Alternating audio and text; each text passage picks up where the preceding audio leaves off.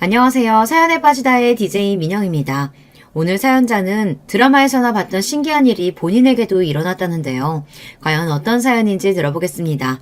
오늘도 두 가지 사연 준비되어 있는데요. 끝까지 함께 해주실 거죠?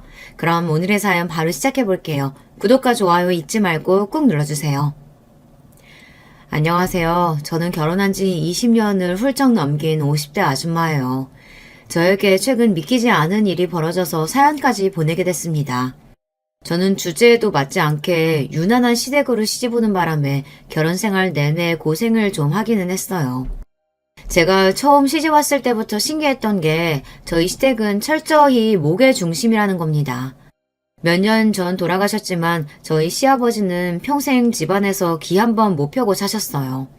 특별히 잘못한 것도 없으신데 그 시대에 남자가 그렇게까지 기를 못 펴고 사는 건 처음 봤습니다. 저희 친정만 해도 아버지께서 평생 혼자 밥도 못 차려 드셔서 지금까지도 어머니가 외출하셨다가도 아버지 식사 때만 되면 들어오셔야 할 정도예요. 반면 저희 시댁은 달랐습니다. 시어머니는 사업이 바쁘셔서 일절 집안일에는 도통 신경을 쓰실 수가 없었어요. 오히려 시아버지께서 웬만한 살림은 다 하셨죠. 남편에게 듣기로는 심지어 학교 다닐 때 교복이나 운동화도 다 시아버지가 빨아주셨대요. 식사 준비는 물론 도시락도 다 시아버지가 싸주셨고요. 처음 남편에게 들었을 때는 시아버지께서 보통 아버지들보다 자상하신 정도라 생각했는데 막상 결혼해서 실제로 뵈니 그 정도가 아니더라고요. 진심 저희 시댁은 철저하게 자기 역할이 구분되어 있었어요. 시어머니께서는 밖에 나가 일만 하셨고 아내 일은 다 시아버지께서 하셨어요. 그럴 수밖에 없는 게 시어머니는 당신 친정에서 대대로 내려오는 수출입 사업을 일찍이 물려받아 운영해 오셨더라고요. 시어머니께서 워낙 똑똑하고 셈이 빨라 다른 아들들을 다 제치고 집안에서 가장 중요한 사업을 물려받으셨답니다. 시어머니께서 사업을 물려받아 처음 시작하셨을 때는 여자라는 이유만으로 다른 형제들에게 무시도 당하고 회사 직원들이나 임원들이 못마땅해 하기도 했지만 시어머니께서 금세 실적을 내며 당신을 무시했던 사람들의 코를 다 납작하게 해주셨대요. 사실 저야 결혼 전까지 서울의 작은 회사에서 직장생활만 하던 사람이라 시어머니 사업이 어느 정도 규모인지 예상도 못했었는데요. 막상 결혼한다고 인사드리러 포항까지 직접 내려가 보니 규모가 어마어마하더라고요. 시부모님께서 사시는 집만 해도 꼭 대궐 같았어요. 거기다가 시어머니께서 얼마나 바쁘신지 결혼 허락을 받으러 인사드리러 간다고 남편이 미리 말을 했는데도 시어머니는 한밤중이 돼서야 집에 돌아오셨어요. 심지어 제가 온다는 걸 깜빡하신 것 같더라고요. 우리 보여사가 워낙 일이 많은 사람이라 우리도 원래 잘 못 보는데 오늘은 우리 막내 며느리들 친구 온다고 꼭 들어온다고 했어. 늦게라도 꼭 들어올 테니까 오늘은 우리 집에서 하루 놀다 자고 가요. 안 그래도 남편 말이 포항이 서울에서 너무 멀기도 하고 당일치기로 내려가서는 어머니를 못 만날 수도 있다고 해서 하루 자는 걸 예상하기는 했었어요. 하지만 정말로 어머니께서 저녁을 먹을 때까지 안 들어오실 줄은 몰랐어요. 시어머니께서 돌아오시기 전까지 시아버지께서 식사도 챙겨주시고 집안도 구경시켜 주셨어요. 이야기를 나눌수록 남편은 시아버지를 참 많이 닮았다는 느낌이 들었습니다. 남편도 어릴 적부터 부모님께 지원을 많이 받고 곱게 자란 사람이라 그런지 특별히 모난 구석 없이 사람이 참 동글동글해요. 그런데 남편의 다른 형제분들은 좀 달랐습니다. 남편에게는 위로 형이 둘이 있었어요. 제가 결혼 허락을 받으러 갔을 당시 두 분 다 결혼해서 동서도 위로 두 분이나 계셨어요. 남편은 다른 형제들과 달리 외국에 나가 공부하고 싶다고 해서 미국 대학에서 경영학을 공부하고 돌아와 서울에 있는 직장을 다니고 있었어요. 반면 다른 형제들은 둘 다 포항에서 대학을 다니며 시어머니의 회사에서 일하고 있더라고요. 그래서 그런 건지 분위기가 좀 다르기는 했습니다. 남편은 일찍이 독립해 나가서 학교도 외국에서 나오고 직장도 먼 데다가 막내여서 그런지 가족들과 있을 때는 애교도 많고 말도 많더라고요. 가족들끼리 모여있을 때도 남편만 조잘조잘 떠들지 다른 형제들은 말이 없었고요. 다른 아주버님들은 남편의 이야기에는 일절 관심이 없었어요. 그리고 가족들끼리 모여서는 회사 일 이야기만 했습니다. 세상 물정이라고는 잘 모르는 제가 보기엔 마치 드라마 속 재벌들을 보고 있기라도 한 것처럼 아주버님 두 분은 서로 바라보는 눈빛에서 항상 불꽃이 튀었습니다. 그리고 잠시 뒤 늦은 밤이 되어서야 시어머니께서 돌아오셨어요. 그런데 시어머니의 카리스마가 굉장하셨습니다. 등장부터가 남달랐습니다. 시어머니께서 돌아오셨다는 초인종 소리가 나자마자 가족들은 일제히 일어나 정원으로 마중을 나갔어요. 그때 정원 안으로 고급스러워 보이는 세단 3대가 줄지어 들어왔습니다. 저는 마치 뉴스에서나 본 듯한 장면 속에 들어와 있는 것 같았어요. 저는 너무 긴장해서 저도 모르게 목구멍으로 침이 꼴깍 넘어갔죠. 남편은 긴장할 거 없다고 했지만 이런 상황을 처음 보는 저로서는 손에 땀이 흥건해질 수밖에 없었어요. 시어머니는 벤츠를 타고 정원으로 멋지게 등장해 정장을 차려입은 비서의 수행을 받으며 차에서 내리셨습니다. 한눈에 보아도 우아한 차림의 시어머니는 그 늦은 시간에도 뒤에 있던 다른 차에서 대린 직원들에게 보고를 받으며 집 안으로 들어오셨어요. 시어머니의 뒤를 바짝 따른 아주버님들이 일에 관련해서 연신 본인들의 의견을 내세우고 있었습니다. 저는 순간 여기가 집이 맞나 싶었습니다. 꼭 회사 같았거든요. 하루 종일 일만 하고 들어와서 집까지 와서 또 일이야? 오늘 우리 막내 며느리 될 친구 온다고 했잖아. 같이 저녁은 못 먹어도 잠깐 앉아서 인사라도 해야지. 시어머님이 너무 바쁘셔서 인사할 타이밍도 못 잡고 있던 제가 안쓰러웠는지 시아버지께서 먼저 나서서 저를 소개해 주셨어요. 아, 맞다. 그게 오늘이었나? 반가워요. 나 종우 엄마 되는 사람이에요. 서울에서 내려왔다고 했죠? 내가 이번 주말에 너무 바빠서 같이 밥 먹을 시간도 없겠네. 결혼 준비는 애들 아빠랑 상의해서 차차 준비해요. 그게 끝이었습니다. 반나절을 꼬박 기다려서 만난 시어머니와의 첫 만남은 5분도 걸리지 않았어요. 상의할 일이 있으면 시아버지와 알아서 하라고 한마디 하시고는 곧바로 뒤에 있던 직원들을 우르르 데리고 서재로 들어가 버리셨습니다. 남편과 시아버지는 오래 기다렸는데 미안하다고 하셨지만 저는 괜찮았습니다. 오히려 시어머니가 너무 멋있는 분이라는 생각이 들었어요. 그 시대에 일하는 여자들도 많지 않았을 때였는데 그 큰 사업체를 저 작은 몸으로 짊어지고 계신다는 게 너무 멋지고 존경스러웠습니다. 결혼하고 나서도 마찬가지였어요. 시어머니는 워낙 일이 많고 바빠서 1년에 2-3번 얼굴 보기도 힘들었어요. 주변에서는 다들 그런 저를 보고 부러워했습니다. 대한민국 며느리라면 다들 명절 일주일 전만 되면 감기라도 걸린 것처럼 피곤하고 힘든 게 명절 증후군에 걸린다고 했는데 저는 시어머니가 바빠서 만나지도 못하니 얼마나 좋냐고요. 물론 시어머님이 워낙 바쁘시다 보니 시댁에는 제사도 없고 명절이라고 특별히 하는 행사도 없어요. 하지만 어디를 가나 복병은 있었습니다. 제 위로 있는 2명의 동서들이 웬만한 시어머니 못지않게 사람을 들들 볶았어요. 사실 저와 남편은 결혼 초기에 직장 때문에 서울에 있었기 때문에 명절마다 포항에 간다는 게 쉽지는 않았어요. 기차표를 구하기도 매번 힘들어서 어떨 때는 남편과 각각 기차를 따로 타고 내려간 적도 있었습니다. 그래도 멀리 있다는 핑계로 시댁에 자주 찾아뵙지 못하니 저와 남편은 명절만이라도 매번 내려가라고 했습니다. 그런데 형님들은 그런 저를 썩 못마땅해 하시는 것 같았어요. 결혼한 지 얼마 되지 않아 명절 때 남편과 포항에 내려갔는데 형님들은 일찍부터 오셔서 시아버지와 음식 준비를 하고 계시더라고요. 남편에게 듣기로 제사가 없다고 해서 음식 준비도 많이 안 하시는 줄 알았는데 생각보다 준비해 놓으신 게 많더군요. 제가 시댁에 도착했을 때 이미 전이랑 반찬도 다 해놓으시고 정리하느라 바쁘시길래 죄송해서 뭐라도 거두려고 눈치를 보고 있었어요. 아유, 이렇게 많은 걸 벌써 다 하셨어요? 종우 씨 말로는 제사도 안 지낸다고 하던데 전이랑 반찬이랑 많이 하셨네요. 이번에 기차표 구하기가 너무 힘들어서 제가 너무 늦었어요. 다음번엔 미리미리 예약해서 일찍 내려올게요. 저는 형님들 눈치가 보여 애써 웃으며 다음엔 더 일찍 오겠다고 이야기했습니다.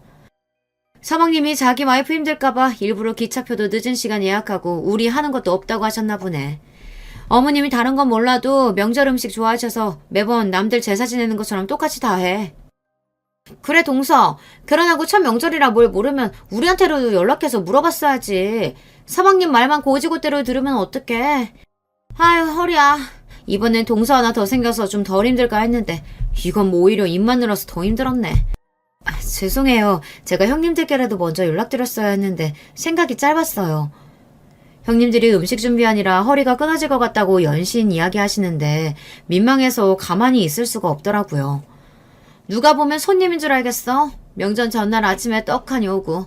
원래 명절이라는 게 장보고 재료 손질하는 게 더 일이라 음식하기 전에 사람이 더 필요해. 그러니까 다음 명절부터는 하루 전날에 내려와. 심지어 저도 일찍 준비해서 온다고 명절 시작하자마자 내려온 건데 다음 명절엔 회사에 하루 휴가 내서 아예 명절 시작하기 하루 전날 출발을 하라네요. 그래야 장도 보고 재료 손질도 한다고요. 남편이야 그럴 필요 없다고 했지만 같은 며느리 입장에서 막내인 제가 형님들 말을 듣고도 모른 척하는 건 있을 수 없는 일이었습니다. 그 이후부터는 회사에 눈치가 보이더라도 명절 전에 하루 휴가를 내서 일찍 포항에 내려갔어요. 형수님들이 괜히 엄마한테 점수 따려고 유난 떠는 건데 자기까지 뭐하러 동참을 해. 난 엄마 회사에서 일할 생각도 없고 물려받을 생각도 없어서 자기가 괜히 엄마 눈치 볼 필요 없어. 남편 말은 아주버님 두 분 다 시어머니 회사에서 일하다 보니 서로 경영권 싸움을 하는 거랍니다. 시어머니께서 아직 누구에게 회사를 물려주겠다 명확하게 하지 않으셔서 형님들까지 나서서 시키지 않아도 알아서 시부모님께 잘하는 거래요. 그 이야기를 듣고 보니 상황이 이해가 됐습니다. 사실 명절이라고 시어머니께서 시댁에 계신 것도 아니에요. 오히려 명절이면 시어머니는 시댁에 안 계셔도 아주버님들이랑 형님들만 내내 시댁에 계셔요. 언제 시어머니께서 오실지 모르니 서로 시어머니에게 잘 보이려고 경계하면서 집에 가지 않더라고요. 한 번은 이런 적도 있었어요. 형님들이 음식을 다 해놓고 잠깐 맥주를 사러 가신 적이 있었죠. 그 사이 제가 설거지를 하고 있었는데 시어머니께서 들어오신 거예요. 아이고, 명절은 명절인가 보네. 집에서 음식 냄새 나는 거 보면. 암튼 우리 며느리들 대단하다니까. 시어머니라는 사람은 매일 밖으로 쏘다니느라 아무것도 할 줄 모르는데 어쩜 이렇게 알아서들 척척 잘할까.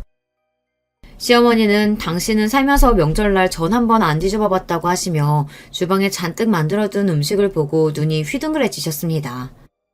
당신이야 원래 돈 버는 거 말고는 할 줄 아는 거라고는 없잖아. 아이고 불쌍한 우리 어머니 아버지. 며느리 한 번 잘못 얻어서 제사밥 한 번을 못 얻어 드시지. 나 참. 살아계실 때 며느리 덕분에 으리으리한 집에서 사시면서 평생 돈 걱정 안 하고 사시게 했으면 됐지. 죽어서 제사밥이 다 무슨 소용이야. 내가 또 이기지 못할 괜한 소리를 꺼냈네. 됐다 됐어. 오랜만에 명절날 모인 건데 괜히 얼굴 붉히지 말자고. 시부모님이 티격태격 하시는 모습을 보고 있으면 뭔가 부부가 바뀐 것도 같았습니다. 시아버지는 평생 집안일에 신경 쓰지 않고 바쁜 시어머니를 원망했고 시어머니는 당신 덕분에 온 가족이 잘 먹고 잘 살았으면 된 거 아니냐고 하셨거든요. 그러다 보면 결국은 시아버지께서 항상 졌어요.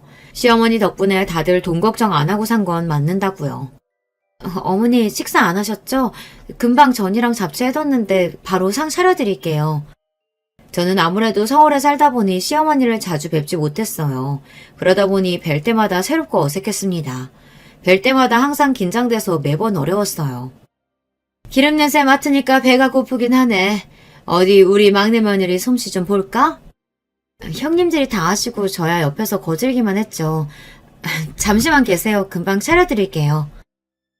막내가 나이도 어리고 일만 해서 집안일은 통 못할 줄 알았는데 얼마나 손이 빠르고 야무진지 몰라. 당신보다 훨씬 낫다니까? 그래? 나는 밖에 일만 하느라 집안일은 통 모르는데 막내는 일까지 하면서 음식도 할 줄 알고 대단하다. 시아버지와 시어머니께서 연신 제 칭찬을 하시니 몸둘 바를 모르겠더라고요.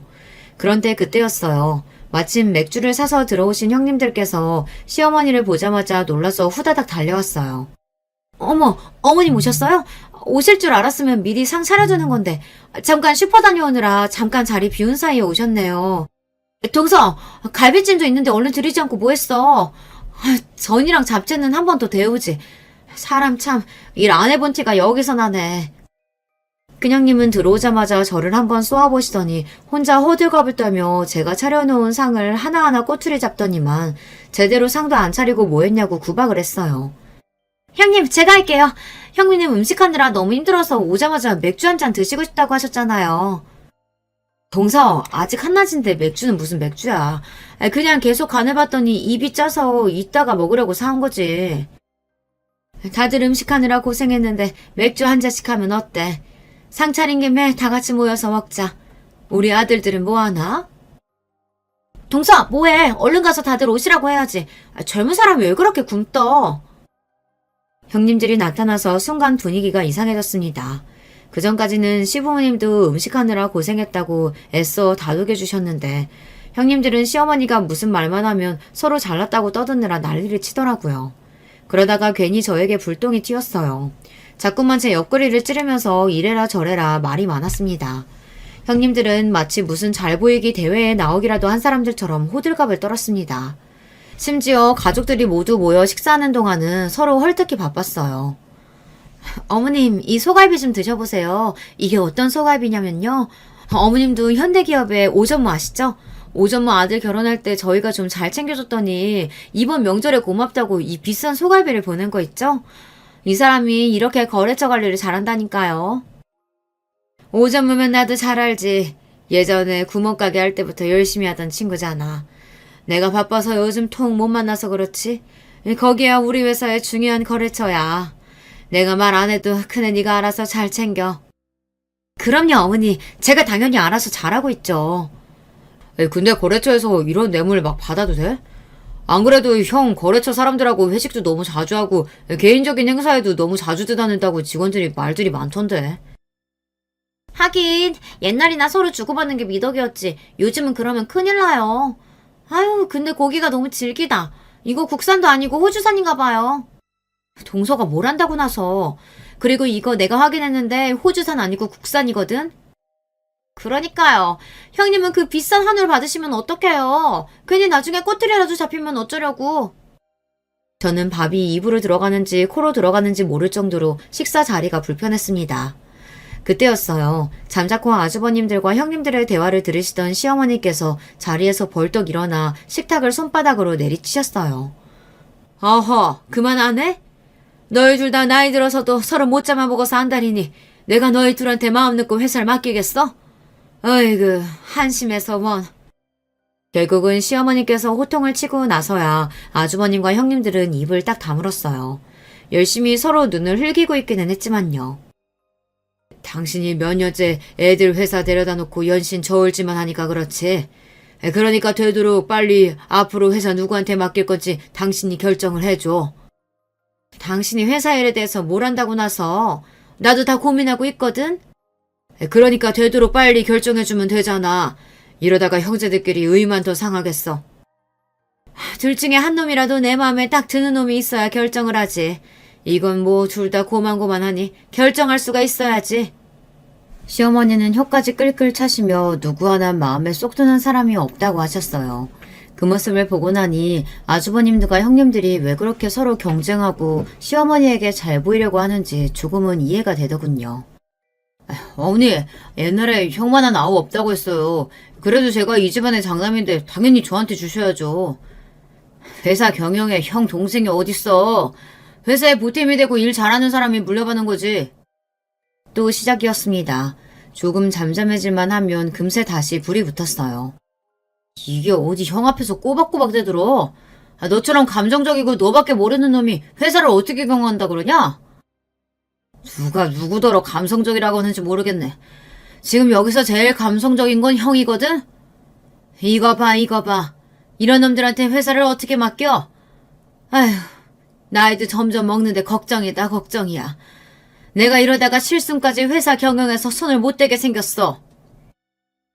언제나 꼿꼿하고 이성적으로 보이시던 시어머니도 자식들 앞에서는 어느 부모와 같았습니다. 본인은 30대 취임해서 잘만 회사를 이어왔는데 50이 다 된 자식들이 누구 하나 믿을 놈이 없다면서 잔소리를 하셨어요. 그 모습을 보는데 시어머니께서 누구보다 회사를 아낀다는 느낌이 들었습니다. 혹여나 당신이 잘못한 선택을 했다 회사가 피해라도 입을까 걱정하시는 게 그대로 느껴졌어요. 그때까지만 해도 아주버님들이고 형님들이고 분위기가 살벌해서 저나 남편은 그 경쟁에 참여하지 않아 다행이다 싶었습니다. 시어머니의 회사가 아무리 탐나고 욕심이 나도 저는 성격상 가족들끼리 저렇게까지는 못할 것 같았거든요. 그런데 인생이라는 게 계획대로 되는 게 아니더군요. 몇 년 후 갑자기 저와 남편이 포항에 내려가야 하는 상황이 생겼습니다. 당시에 아이가 초등학교에 다니고 있었는데 남편이 구조조정 대상자가 됐어요. 그때 저와 남편은 결혼 생활 중에 가장 힘든 시기를 보냈던 것 같아요. 하필이면 그때 살던 전셋집도 보증금을 올려줘야 하는 상황이었는데 당장 돈이 없어서 이사도 해야 하는 상황이었거든요. 만약 남편이 회사까지 잘리면 저희는 당장 어떻게 해야 할지 앞이 막막했습니다. 친정 부모님도 몇 년 전 돌아가셔서 서울에 연고도 없었고 시부모님은 모두 포항에 계시니까요. 저는 막연하게 남편에게 시댁에 좀 도와달라고 하면 안 되느냐고 했어요. 돈 좀 빌려서 이사라도 하고 나면 새로 직장을 구하면 되니까요. 그런데 남편은 그럴 수 없답니다. 전세금 없다고 돈 빌려달라고 하면 어머님은 단번에 포항으로 내려오라고 할 거야. 저는 몰랐는데 사실 시어머니께서 몇 년 전부터 남편에게 포항으로 내려오라고 했다네요. 시어머니께서 수출입 사업을 하시다 보니 해외에 나갈 일도 많고 외국 기업들을 상대할 일도 많아서 항상 남편의 도움이 필요하다고 하셨대요. 그런데 남편은 서울에서 사는 게 좋기도 했고 이제와 포항으로 내려가서 형들 싸움에 끼고 싶지 않아 거절했다고 하더라고요. 그런데 지금 당장 회사에서 잘릴 수도 있는 상황이니 저희도 무작정 서울에서 버티고 있을 수만은 없었습니다. 그래서 결국은 포항에 내려가서 살기로 했습니다. 적어도 포항에 내려가면 일자리 걱정은 안 하고 살 수 있으니까요. 그렇게 포항 생활을 시작한 남편은 곧바로 시어머니의 회사로 들어가 일했고 저는 아이와 새로운 환경에 적응하느라 부단히 노력했습니다. 시부모님은 저와 남편이 내려와서 너무 좋아하셨지만 다른 가족들은 그렇지 않았어요. 아주버님들과 형님들은 갑자기 서울에서 내려온 저희를 탐탁지 않아 했습니다. 뻔하죠. 회사 지분 싸움은 이미 둘만으로도 충분한데 뜬금없이 나타난 막내 때문에 경쟁자가 하나 더 늘었으니까요. 저와 남편은 최대한 다른 가족들과 부딪히지 않기 위해 했었어요. 그리고 무엇보다 남편도 자기 시어머니의 회사에 관심도 없었습니다. 그럴 수밖에 없는 게 남편은 지금까지 다른 회사에서 다른 일을 하고 살다가 갑자기 시어머니의 회사에 들어간 거니 신입이나 마찬가지잖아요. 남편도 나름 시어머니 회사에서 능력을 인정받기 위해 노력하기도 급급한 와중 임원급인 아주버님들과 경쟁이 될 리 없었죠. 그렇게 서로 눈에 보이지 않는 경쟁을 하며 평화롭게 잘 지내는 듯 보였습니다. 그런데 저희가 포항에 내려오고 몇 년 뒤 안 좋은 일이 생겼어요. 시아버지께서 돌아가셨습니다. 원래 건강하셨던 분인데 암이 발병하고 3년 초병 생활을 하시다 돌아가셨어요. 시아버지께서 돌아가신 뒤 많은 것들이 달라졌어요. 우선 시어머니께서 굉장히 힘들어하셨습니다. 항상 회사 일로 바쁜 시어머니의 곁을 40년 넘게 지켜주셨던 시아버지께서 하루아침에 사라지고 나니 시어머니께서 많이 외로워하시는 게 눈에 보이더라고요. 그런 시어머니를 위로하기 위해 가족들이 나서서 많이 애썼습니다. 큰형님은 시어머니를 모시고 살겠다고까지 했는데 시어머니께서 거절하셨습니다. 당신은 남편 말고 다른 자식들하고는 절대 못 산다고요. 그때도 큰 아주머님과 큰형님은 말이 많았어요. 행여나 본인들이 어머니를 모시고 살면 회사 지분이나 경영권을 큰아들에게 줘야 할지도 모르니 싫다고 하시는 거라고요. 사실 다들 말은 안 했지만 큰형님께서 그런 의도를 가지고 시어머니를 모시겠다고 했다는 걸 모르는 사람이 없었어요. 그러니 시어머니도 당연히 그렇게 생각하셨을 거고요. 시어머니도 참 대단하신 게 그 정도 연세가 되셨으면 회사 일이고 뭐고 다 내려놓고 쉬고 싶으실 것 같은데 저희 시어머니는 그렇지가 않았습니다. 오히려 본인이 연세가 많아지니 혹여나 시대에 따라가지 못할까 공부까지 하셨어요.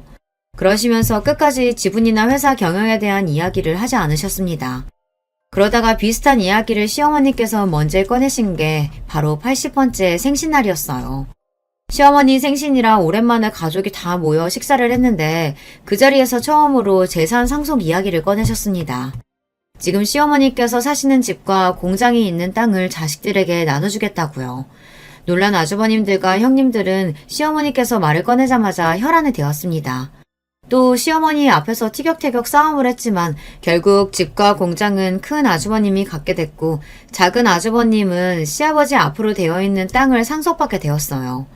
이야기 내내 저와 남편은 한마디도 안 하고 가만히 있었더니 오히려 시어머니께서 답답한지 너희는 원하는 게 없냐고 물으시더라고요. 저희가 한 게 뭐가 있다고 어머니 재산을 받겠어요. 저희는 지금 상황만으로도 만족해요. 어이구 저 답답이. 한 사람이 욕심이 없으면 다른 한 사람이라도 살궁리를 해야 하는데 어쩜 너희 부부는 둘이 그렇게 똑같니? 저와 남편은 돈도 좋고 재산도 좋지만 아주버님과 형님들의 싸움에 끼고 싶지 않은 마음이 컸어요. 그래도 포항에 내려온 이후 집도 생겼고 안정적인 직장도 생겼으니 그 정도만 해도 우리 세 식구에게 충분하다고 생각했거든요. 그러던 어느 날이었습니다. 시어머니께서 팔순 생신날이 지나고 나서부터 많이 달라지셨어요. 그전까지는 드시는 것도 잘 드시고 운동도 열심히 하셨는데 갑자기 입맛이 없다고 하시면서 식사도 자주 거르시고 운동이고 뭐고 다 귀찮다고 아무것도 안 하시더라고요. 거기다가 가장 신기했던 건 시어머니께서 한 달 내내 집에만 계시더라고요. 시어머니께서 원래 이런 분이 아니에요. 회사를 아들들과 임원들에게 맡기신 후에도 몸이 더워서 일주일에 서너 번은 무조건 직접 회사에 출근해서 직원들과 이야기도 나누고 아들들에게 매일같이 호통을 치시며 잔소리도 하셨습니다. 그러던 분이 갑자기 회사에 출근도 안 하시고 집 밖으로 나오지도 않으시니 걱정이 되더라고요. 더군다나 자식들이 걱정하는 마음을 좀 들여다보려고 댁에 가겠다고 하면 시어머니께서는 귀찮으니 아무도 오지 말라고 했습니다. 저는 아무래도 시어머니께 무슨 일이 있는 것 같아 남편에게 연락을 해보자고 했어요. 그런데 시어머니는 괜찮다고 별일 없다고만 하셨습니다. 그런 와중에 아주버님들과 형님들은 뭔가 낌새가 이상하다며 시어머니께서 어떻게 지내시는지 시어머니의 비서와 집안일을 하시는 여사님들을 통해 집안에서 무슨 일이 일어나고 있는지 알아보셨나 보더라고요. 그런데 이상한 게 시어머니께서 자식들에게는 집에도 못 오게 하시더니 변호사와 회사 임원진들은 몇 번씩이나 집에 부르셨다고 하더라고요. 분명히 노인네 회사 우리한테 안 주고 다른 사람한테 맡기려는 게 분명하다니까. 그러니까 우리는 집 근처에 얼씬도 못하게 하는 거지. 아휴, 내가 미쳐. 결국은 그러실 거면서 평생을 아들들 가지고 저울질. 내가 어머니 회사 위해서 평생을 얼마나 몸바쳐 일했는데. 역시나 아주버님들은 아직도 회사 경영에만 관심이 있었어요. 아주버님들은 시어머니의 비서와 통화하고 난 뒤 회사를 생판 남에게 뺏길지도 모른다는 불안감에 극도로 흥분해서 얼굴을 부여잡기까지 했습니다. 그 모습을 지켜보던 남편이 아무래도 안 되겠는지 아주버님들 앞에 나서서 이야기하더라고요. 아직 아무것도 결정된 거 없는데 왜들 그래요. 어머니도 이제 연세도 있으신데 슬슬 알아서 결정하시겠죠. 너야 막내라고 어머니가 오냐 하고 싶은 거 다 하게 해주면서 자라서 모르는 거지. 우리는 달라. 꾸미고 뭐고 없이 무작정 어머니 회사만을 위해서 평생 희생하면서 살았다고. 이제 와서 우리가 읽어놓은 회사 남한테 준다고 하면 그게 참아지겠어? 형들이야말로 좋아서 어머니 옆에 있어놓고 지금 와서 왜 그래요? 어머니가 회사 주겠다고 처음부터 약속한 것도 아니잖아요. 이 자식이 자기 일 아니라고 막말하네. 야, 너 그따위로 말할 거면 너는 빠져. 우리가 알아서 할 테니까. 뭘 알아서 하겠다는 거야? 어머니한테 따지러 밀고 들어가기라도 하겠다는 거야? 우리가 버젓이 있는데 다른 임원들하고 쏙닥거리면서 다른 놈한테 회사 맡기겠다고 하면 당연히 가만히 안 있지. 다 늙어서까지 회사 지고 못 놓는 거 우리 어머니도 병이야 병. 이야기가 극단적인 방향으로 흘러가자 저나 형님들도 나설 수밖에 없었습니다. 아주버님들은 이미 너무 흥분해서 남편의 말조차 들어주지 않았으니까요. 이러다 정말 큰일이 날 수도 있겠다 싶었던 순간 더 충격적인 일이 벌어졌습니다. 시어머니의 주치의에게 연락이 왔는데 새벽에 시어머니께서 갑자기 의식을 잃고 쓰러지셔서 병원에 실려오셨다는 이야기였어요. 저와 남편은 놀라서 곧장 병원으로 달려갔습니다. 병원 VIP 병실에 누워 계신 시어머니는 꼭 제가 알던 시어머니가 아닌 것 같았습니다. 한 달 만에 얼굴을 보는 거였는데 살도 많이 빠지시고 몸도 많이 쇠약해 보이시더라고요. 몸이 이렇게 되는 동안 자식들에게야 말도 안 하시고 회사 일만 신경 쓰고 계셨다는 게 저로서는 이해가 되지 않았어요. 부모님께서 연세 드시면 하루가 다르게 달라지신다는 이야기를 듣기만 했지 실제로 제 눈으로 그 모습을 직접 보니 덜컥 겁부터 나더라고요. 잠시 뒤 아주버님과 형님들도 다 병원에 도착하자 주치의 선생님이 들어왔습니다. 아주버님은 주치의를 보자마자 이게 무슨 일이냐고 멀쩡하시던 분이 왜 갑자기 쓰러지신 거냐고 따지듯이 물었어요. 대표님께서 멀쩡하시지는 않았어요. 자식들에게는 절대 말하지 말라고 하셔서 저도 말씀드리지 못하고 있었는데 사실은 얼마 전 건강검진 하셨을 때 결과가 좋지 않아서 이제는 일은 좀 내려놓으시고 쉬셔야 한다고 누누이 말씀드렸는데 제 말 안 들으시고 무리하시다가 탈이 나신 거죠. 그게 무슨 말이에요? 우리 어머니 어디가 안 좋으신 건데요? 자세하게 좀 얘기해 주세요. 건강검진 결과 좋지 않았다는 말에 남편과 제 눈이 휘둥그레졌습니다. 파킨슨병 초기 증상이 보여서 치료하면서 좀 쉬셔야 한다고 했는데 대표님께서 다른 분들보다 증세가 빠르네요. 치매 증상도 있으신 것 같고요. 순간 심장이 덜컥 내려앉는 것만 같았습니다. 시어머니께서 매년 생시 때쯤 맞춰서 건강검진을 하세요. 그럴 때마다 매년 사소한 문제도 없이 건강하다고 하셨는데 어쩐지 올해는 건강검진을 받고 나서도 말씀이 없으시더라고요. 그랬으니 저도 당연히 별일 없으신 줄 알았죠. 그런데 시어머니께서 파킨슨병 초기라는 진단을 받으신 거죠. 그래서 지난 한 달 동안 집 밖에도 안 나오시고 약물 치료를 하고 있으셨나 봐요. 대표님 아시잖아요. 워낙 건강하셨던 분이기도 하고 강한 분이시라 어떻게든 자식들에게 이야기하지 않고 치료 받으시려고 했는데 아무래도 본인에게 갑자기 이런 일이 생겼다는 스트레스로 마음고생을 좀 하신 것 같아요. 아무래도 파킨슨이라는 게 몸에 힘도 많이 빠져서 마음대로 안 움직여지고 전처럼 활동도 할 수 없으니 많이 힘드셨던 것 같아요. 저는 주치의의 이야기를 듣는 동안 눈물이 나서 참을 수가 없었습니다. 이 집에 시집와서 20년 넘게 시어머니를 곁에서 지켜보면서 세상에 저런 대단한 여자도 있구나, 너무 멋지다, 존경스럽다 라고 생각했었는데 그런 분이 자신의 병든 모습에 혼자 끙끙 앓고 힘들어하셨다는 사실이 너무 마음이 아팠어요. 아마 시아버지께서 곁에 계셨다면 달랐을 거예요. 누구보다 시어머니를 잘 알고 항상 걱정하시는 시아버지께서 이 사실을 알았다면 어떻게든 시어머니의 치료에 힘을 쓰셨을 겁니다. 저는 시아버지께서 안 계신 이 현실이 더 슬프게 다가왔어요. 생각하면 생각할수록 사람 인생이라는 게 참 허망합니다. 그런 와중에 자식들은 어머니의 건강을 걱정하는 게 아니라 다들 자기 걱정만 하고 있으니까요. 그럼 어머니께서 앞으로 몸도 제대로 못 가누시고 정신줄도 아예 놓아버리신다는 이야기예요? 형님, 딱 보면 몰라요. 지금도 어머니 봐요. 아까부터 누워서 꿈뻑꿈뻑 눈만 뜨고 계시잖아요. 그랬습니다.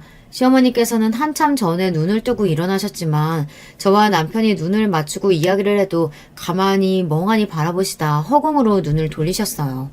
그러고는 한동안 말이 없으셨습니다.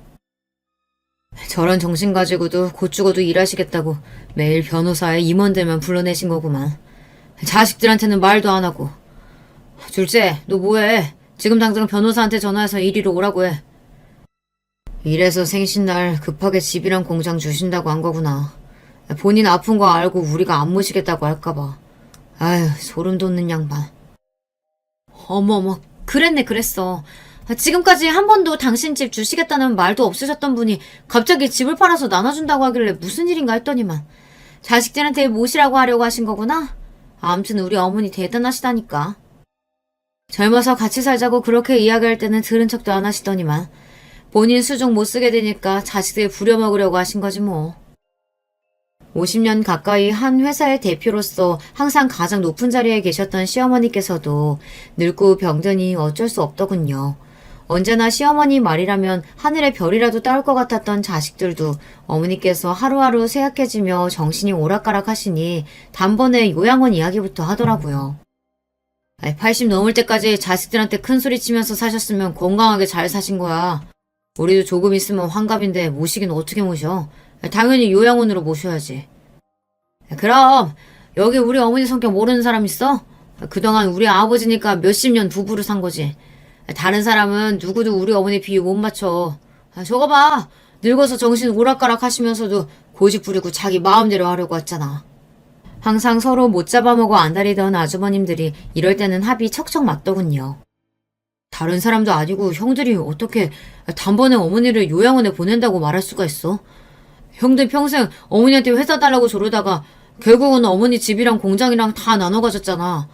그 정도 받았으면 형들이 알아서 모셔야 하는 거 아니야? 무슨 일이 있어도 형들에게 싫은 소리 한 번 안 하던 남편이 아주버님들의 이야기를 듣다 화가 나기는 했는지 웬일로 큰 소리를 치더군요. 서방님, 말 이상하게 하시네요. 그깟 재산 좀 받으면 며느리가 시어머니 꼭 모셔야 하는 거예요? 저도 이제 나이 많아요. 여기저기 안 아픈 데가 없다고요. 그래요. 어머님이 회사 경영권 넘겨주신 것도 아니고 그깟 집이랑 공장 좀 받았다고 우리가 왜 시녀 노릇을 해요? 제가 언제 형수님들한테 시녀 노릇하라고 했어요. 자식이 셋이 했는데 아무리 그래도 요양원은 아니라는 거죠. 아주버님들이랑 형님들 말이 무조건 틀린 말은 아니라는 거 저도 압니다. 형제들 나이도 이제 다들 환갑이 다 됐으니 정신도 온전치 않고 연세도 드신 노모를 모신다는 게 쉬운 일은 아니죠. 하지만 아무리 그래도 버젓이 어머님을 앞에 두고 상의할 일은 아닌 것 같았어요. 아주버님들, 아무리 그래도 지금 당장 여기서 결정할 일은 아닌 것 같아요. 조금 더 생각해보고 다 같이 상의해서 결정하죠. 아무리 못 알아들으신다 해도 시어머니도 계신 자리에서 자식들끼리 언성 높이며 싸우는 게 아무래도 마음이 걸렸어요. 저는 먼저 나서서 그만하시라고 했습니다. 그런데 이미 다들 예민해질 대로 예민해져서는 제 말도 안 좋게 들리나 보더라고요. 지금 여기가 막내 동서가 낄 자리야? 요양원에 보내든 말든 우리가 알아서 할 테니까 동서는 좀 잠자코 있어. 작은 형님이 단번에 제 말을 끊었습니다. 그런데 그때였어요. 시어머니께서 갑자기 서럽게 울기 시작했습니다. 싫어, 싫어. 나 요양원은 절대 안 가. 가기 싫다고. 그러니까 나 절대 요양원 보내지 마. 바로 좀 전까지 뭘 물어도 대답도 안 하시던 시어머니께서 자식들이 요양원 보내려는 건 바로 알아들으셨는지 가기 싫다고 펑펑 울며 애원하시더라고요. 그 모습을 보는데 저는 다시 눈물이 울컥했습니다. 그 당당하고 멋지던 시어머니께서 어쩌다 저렇게 되셨나 해서요. 어머, 저 노인네 정신 오락가락하면서도 곧 죽어도 요양원 안 가겠다고 하는 거 봐. 아휴, 무서워. 그러니까요. 소름 돋게 왜 저래 진짜. 평생 돈 좀 있다고 며느리들 무시하고 자기 잘난 맛에 사시더니 저 꼴 보니까 쌤통이긴 하네요. 형님들은 해도 해도 너무했습니다. 바로 얼마 전까지만 해도 시어머니만 보면 어떻게든 눈에 들려고 아부란 아부는 다 떨면서 알랑방귀를 끼더니만 시어머니께서 치료약에 취해 비몽사몽 하시니 자기들끼리 킥킥거리며 속삭이는데 덜컥 화가 나더군요. 정말 다들 너무하시네요. 그만 좀 하세요.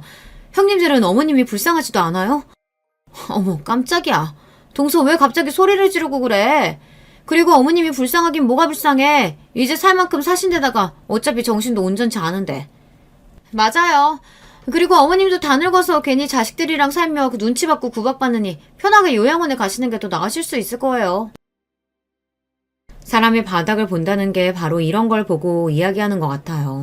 바로 얼마 전 시어머니께서 변호사를 불러 재산 상속에 대해서 이야기할 때는 서로 조금이라도 더 가지려고 별 요란을 다 떨더니 시어머니께서 끈떨어진 퇴물이 되고 나니 본색을 드러냈죠.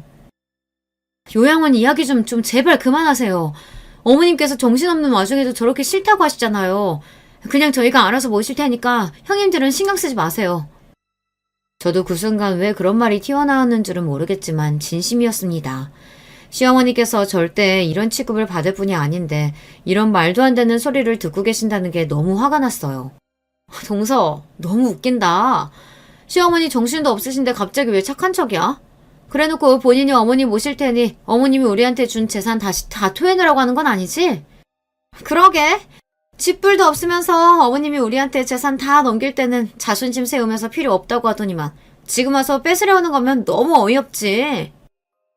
삼형제 중에 힘들어도 우리 집이 제일 힘들어요.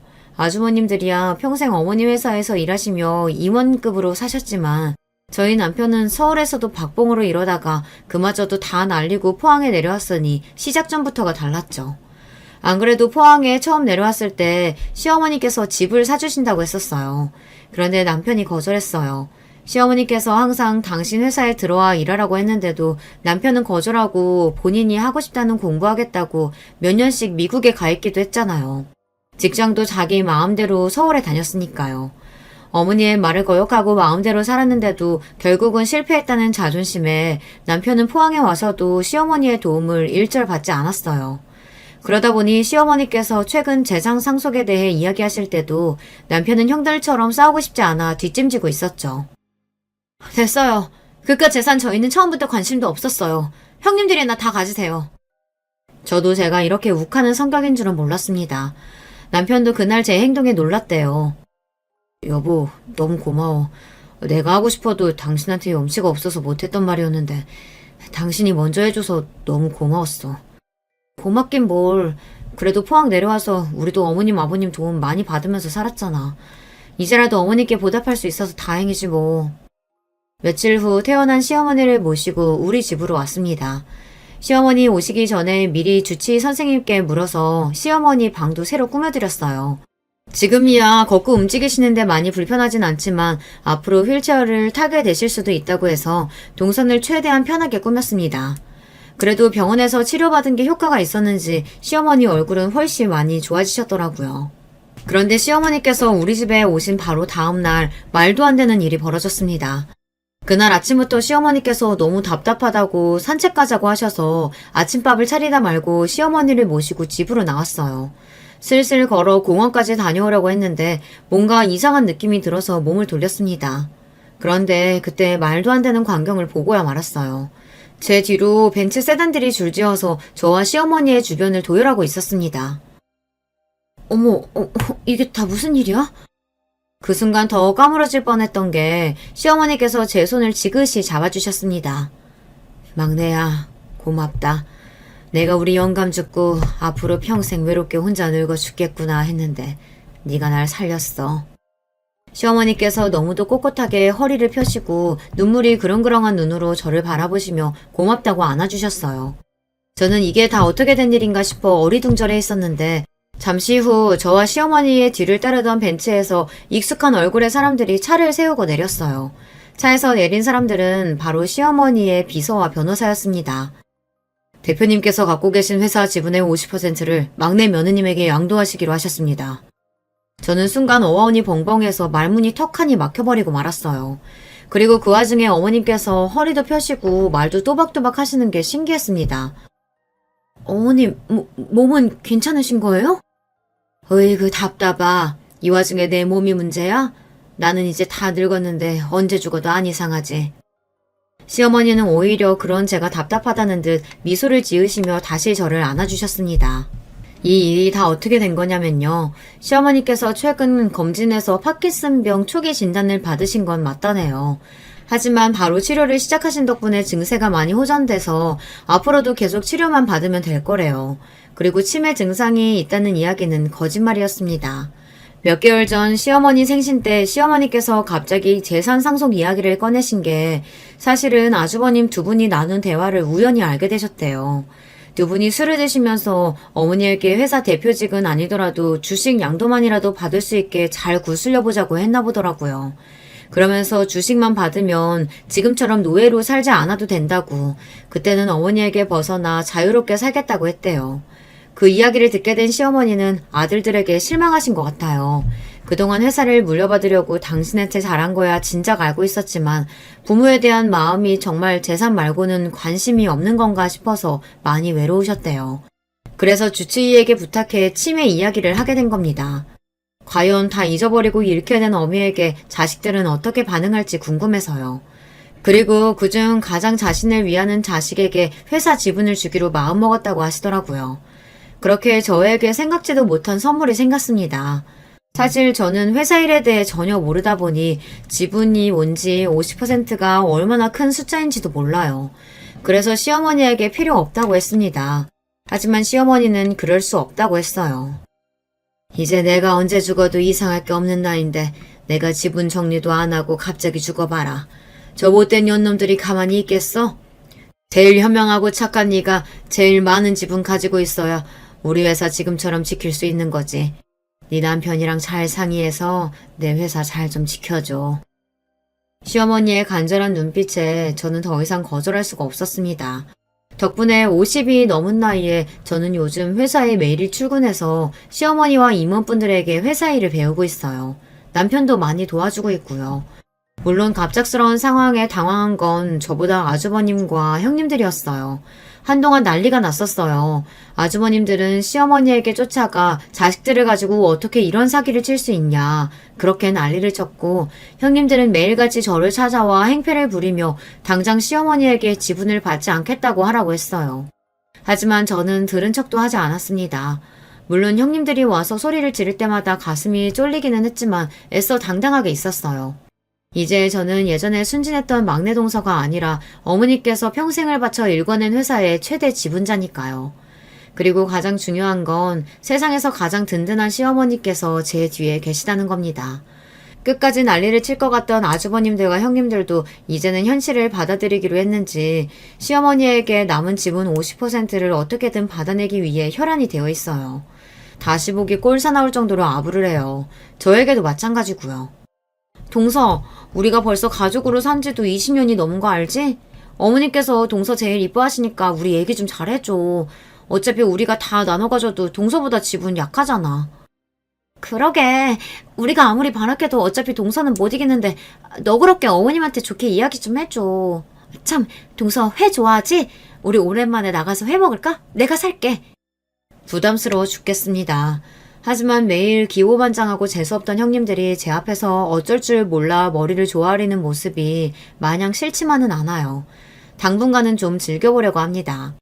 요즘 저의 가장 큰 관심거리는 회사 일과 시어머니의 건강이에요. 파킨슨병이 치매에 걸릴 확률이 높다고 해서 저는 매일 밤 시어머니와 고스톱을 칩니다. 치매 예방 차원에서 말이죠. 저에게 이런 영화에서나 나올 법한 일이 생길 줄 몰랐는데 요즘 같으면 참 인생이 살만하다는 생각이 듭니다. 저의 인생 이야기 끝까지 들어주셔서 감사해요. 여러분께도 영화에나 나올 법한 기적 같은 일이 생기시길 바라겠습니다. 감사합니다. 안녕하세요. 이제 칠순이 조금 지난 할머니입니다. 저는 살아온 삶이 순탄치 않았습니다. 하나뿐인 아들내미 하나 바라보며 평생을 헌신해왔고 이제야 말년을 좀 즐겁게 보내나 싶었더니 글쎄 어쩌면 세상이 저를 또 그렇게 가만 안 두는지요. 벌써 10여 년이 지난 얘기인데 문득 생각이 나서 여러분께도 들려드리고자 이렇게 몇 자 적어보내니 함께 들어주셨으면 좋겠습니다. 먼저 제가 살아온 얘기를 좀 하겠습니다. 저는 한국전쟁이 끝난 지 얼마 안 되었을 때쯤 북새통이나 다를 바 없었던 부산의 한 시골 마을에서 장녀로 태어났습니다. 여담입니다만 부산은 서울처럼 사거리 신호등보다 회전교차로가 훨씬 많은 것 다들 아시죠? 그것은 6.25 때 부산에 몰려든 수많은 인구가 많이들 정착을 하면서 도시계획이 제대로 세워지지 않은 상태로 인구 밀도에 따라 그때그때 구획을 정비해 나가다 보니 도로를 가지런히 정비할 수 없었기 때문이라고 해요. 그만큼 제가 자랐던 부산은 정말 사람도 많고 사건도 많은 곳이었습니다. 지금 서울이랑 수도권이 북적북적이는 건 못지않게 그 시절 부산도 정말 북적북적했답니다. 전쟁 직후라 정말 정비가 하나도 안 되어 있던 동네의 모습이 아직도 눈에 선합니다. 심심치 않게 미군 군복을 입은 코쟁이 아저씨들도 자주 보았습니다. 어릴 때는 그 아저씨들 따라다니면서 그들이 던져주는 미제 간식들을 얻어먹는 게 낙이었습니다. 부모님은 동네에서 조그만 식당을 하셨는데 꽤 장사가 잘 되었습니다. 워낙 사람들이 많았던 동네라 점심시간이 되며 북새통을 이루었기 때문에 저는 과장 조금 보태서 걸음마 할 때쯤부터 식당 일을 도와야 했습니다. 그래도 가게가 성황을 이루었던 덕분에 대한민국이 찢어지게 가난하던 시절이었어도 저희 남매들은 무난하게 어려움 없이 잘 자랐습니다.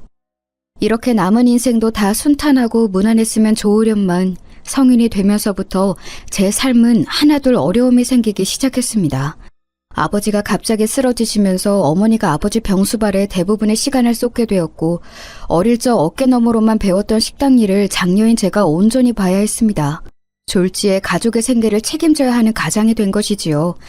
그때가 막 대학교 2학년 때쯤 되었을 때인데 한창 동기들과 놀러 다닐 꽃 같은 시기에 학업을 그만두고 가게 일에 집중을 하게 되었습니다.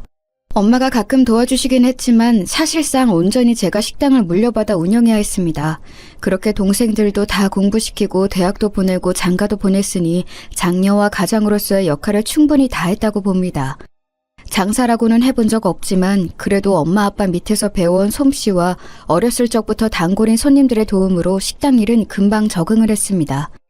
남동생들도 한 번씩 일을 도와주었고요.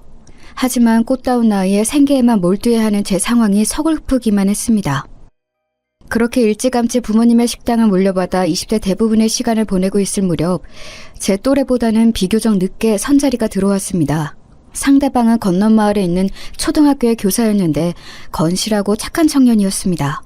그때까지 연애라고는 한 번도 해본 적이 없었고 동생들도 책임져야 했기 때문에 결혼도 거의 포기하고 있었습니다. 요즘 나이에 20대 후반이면 애기나 다를 바 없지만 그때는 정말 주변에서 다 노처녀라고 했을 정도니까요. 부모님과 남동생들은 제가 영원히 결혼을 하지 않을 줄 알았다고 합니다. 그렇게 뒤늦게 시작한 연애에 시간 가는 줄 몰랐습니다. 어느덧 정신 차려보니 이 사람과 결혼을 결심했고 또 정신 차려보니 식장에 들어서고 있었습니다. 동네에서는 노처녀가 드디어 시집간다고 난리도 아니었습니다. 동네 잔치가 며칠씩 이어졌습니다. 몸이 불편한 아버지와 어머니는 하염없이 눈물을 흘리시며 기뻐했습니다.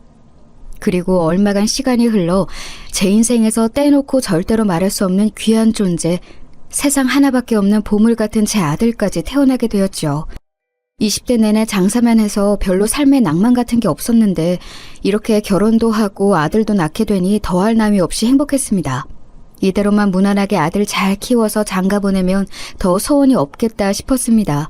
하루하루가 꿈만 같은 나날들이었습니다. 그렇게 착실한 남편을 닮은 아들은 무럭무럭 잘 자라주었고 어느덧 대학에 갈 나이가 되었습니다. 교사인 남편을 닮아 공부도 곧잘 했었기에 서울로 대학을 가고 싶다고 했습니다. 늘상 품 안에서 돌보던 아들 녀석이 엄마 아빠 곁을 떠나 서울로 유학을 간다고 하니 왠지 모르게 눈시울이 붉어졌습니다. 남편도 저와 같은 마음이었는지 서울로 논술 시험을 보러 가는 아들을 직접 데려다주고 싶다고 했습니다. 아버지, 내 안 될 따줘도 된다 아닙니까? 내 혼자 갈 수 있어 얘. 준씨가 그러지 말해. 아버지가 네 대학 뒷바라지 하나 못 하겠나? 아들이랑 서울 구경 한번 할락하는 기니까 니는 시험 걱정은 하지 말고 아버지 옆에 차 타고 편하게 다녀온나. 그래 준씨가 엄마 아빠가 한 번도 니랑 떨어져 안 살았다 아이가. 엄마도 식당만 아이 몸 니 따라가고 싶은데 그러질 못하니끼니 이번에는 아버지랑 둘이 오붓하게 다녀온나. 엄마는 니 나중에 서울학교 가면 아버지랑 둘이 시간 될 때 같이 함 찾아갈게. 알았어요 엄마. 아이 내는 미안해서 그러지. 서울까지 차로 가려면 7, 8시간은 걸린다는데 아버지 고생 싫어하지 안 그럽니까? 니 서울 가면 아버지가 니랑 또 언제 시간 보내겠노? 이참에 같이 함 서울 구경하고 오그라. 저와 남편은 기차 타고 혼자서 대학 입시를 보고 온다는 아들을 굳고 말려 남편과 둘이 다녀오게 했습니다. 그리고 그것이 제 인생에서 가장 후회하는 선택이 되고야 말았습니다. 아들은 서울에 무사히 도착해서 논술 시험도 잘 치렀는데 돌아오는 길이 문제였습니다. 남편과 아들이 탄 차는 고속도로에서 졸음운전을 하는 관광버스에 치여 8중 추돌 사고에 휘말리게 되었습니다. 그때 당시 신문에서도 지면 하나를 다 채울 만큼의 큰 사고였습니다. 차는 반파되었고 남편은 그 자리에서 즉사했습니다. 차 밖으로 튀어나간 아들만이 겨우 구사일생으로 목숨을 구했습니다. 문자 그대로 청천벽력 같은 소식이었습니다. 불이 나게 달려간 병원에서 맞이한 것은 이미 싸늘한 주검이 된 남편과 온몸에 붕대투성이인 채로 중환자실에 누워있는 아들의 모습뿐이었습니다. 저는 몇 날 며칠을 떠나가라 울었고 남편의 장례가 끝난 이후로는 식음을 전폐하고 장사도 내팽개치고 폐인으로 지냈습니다. 그러다가 하나 남은 아들 녀석을 생각하니 더는 그러고 있을 수가 없어서 다시금 일어나서 이것저것 일상을 회복하기 시작했습니다. 아들은 우수한 성적으로 대학에 입학했으나 심각한 교통사고 후유증으로 인해 입학을 유예하고 내내 집에 누워 있었습니다. 저는 그런 아들의 병수발을 하느라 밤낮 없이 일했고 원래는 하지 않던 주말 장사까지 시작했습니다. 아들 병수발도 병수발이지만 그렇게라도 무언가에 몰두하지 않으면 미쳐버릴 것만 같았습니다.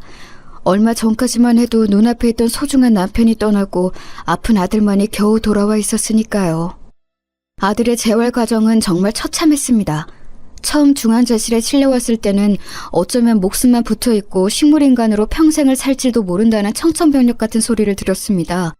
저는 정말 간절한 마음으로 매일매일은 중환자실 밖 대기실에서 천지신명께 아들의 회복을 빌었습니다. 천만다행으로 아들은 의식을 되찾았는데 이번에는 평생 휠체어에 의지하고 살아야 할지도 모른다는 말을 들었습니다. 이제야 겨우 살아났나 싶은데 또다시 저와 아들은 절망할 수밖에 없었습니다. 그러나 아들은 남편을 닮아 의지가 곧고 강단이 있어서 열심히 하루도 빠지지 않고 재활훈련을 했습니다. 그 결과 1, 2년이 지났을 즈음부터는 완전히 걸을 수 있게 되었고 의사선생님도 이건 거의 기적에 가까운 일이라고 했습니다. 저와 아들은 그런 의사선생님의 말에 서로를 얼싸안고 얼마나 울었는지 모릅니다. 남편은 영영 다시 돌아올 수 없지만 아들만이라도 이렇게 사지 멀쩡하게 걸을 수 있게 되었다는 것이 천만다행이었습니다. 그동안 아들이 재활하는 것을 옆에서 지켜보면서 가슴에 천갈래 만갈래로 찢어졌는데 그제서야 한시름 놓을 수 있게 되었습니다. 그렇게 아들의 병세와 회복이 되고 다시금 뒤늦은 대학 새내기 생활을 준비할 무렵 저는 큰 결심을 했습니다. 준씨가 네 여 앉아보구래. 무슨 일인데 엄마? 준씨가 네 내랑 아예 서울 가서 살래? 엄마는 여 있으면 계속 너희 아버지 생각이 나서 더는 못 있겠다. 어차피 네 몸도 안 좋은데 학교 다닐락 하면 엄마가 같이 있는 게 안 낫겠나? 엄마, 내한테는 반가운 소리긴 한데 엄마는 평생을 여 부산에서 살았다 아인겨. 서울은 눈 뜨면 코 베긴다는데 일평생 여서만 장사한 엄마가 서울살이 할 수 있겠습니까? 엄마 걱정은 마이 그래. 엄마가 그래도 여서 수십 년 장사하면서 산전수전 다 겪었다 아이가. 서울 네 학교 근처로 조그맣게 구멍가게 하나 열어서 장사하면 네 장계 갈 때까지는 충분히 뒷바라지 할 수 있을 기다. 서울 사는 네 외삼촌이 가게 자리랑 다 알아봤다 카이.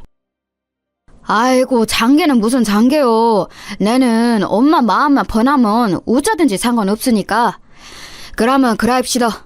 대신에 언제든 힘들면 다시 내려올깁니다. 내 때문에 엄마 서울서 고생하면 그건 또 싫다 아닙니까? 알았다. 엄마 걱정은 말고 얼른 서울 갈 준비하자.